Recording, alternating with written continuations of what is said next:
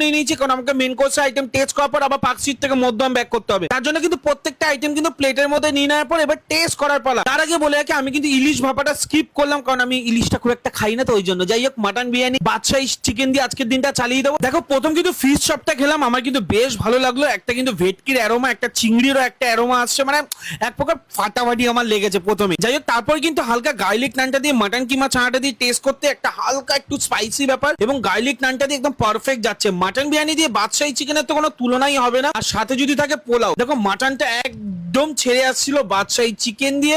Literally বলবো আজকের এই অনুষ্ঠানে আমি কিন্তু আজকে 10-এ 10 দিতে বাধ্য, কারণ আইটেম, খাবার, কোয়ালিটি, ডেকোরেশন সবকিছু মিলে দেখো কোনটা ছেড়ে কোনটা তোমাদের বলবো। যাই হোক, আপাতত টিল নাও এক্সপিরিয়েন্স কিন্তু ফাটাফাটি ছিল, মানে এক প্রকার বলা যায় দুর্দান্ত ছিল। একটা জিনিস আমি সন্ধ্যা ক্যাটারিং এ দেখেছি, সেটা হচ্ছে আমি প্রত্যেকটা কাজে কিন্তু প্রিমিয়াম টাচ পেয়েছি, এবং সব থেকে একটা বড় বিষয়, দায়িত্ব নিয়ে কাজ করে বাবুদের, সেটা কিন্তু বলতেই হবে সন্ধ্যা ক্যাটারিং এ। আমি কমেন্টসে অল ডিটেলস দিয়ে একবার চেক করতে ভুলো না, এবং তোমরা তোমাদের যে কোনো অনুষ্ঠানে সন্ধ্যা ক্যাটারিং কে বুক করতে ভুলো না, মানে মা সন্ধ্যা ক্যাটারিং।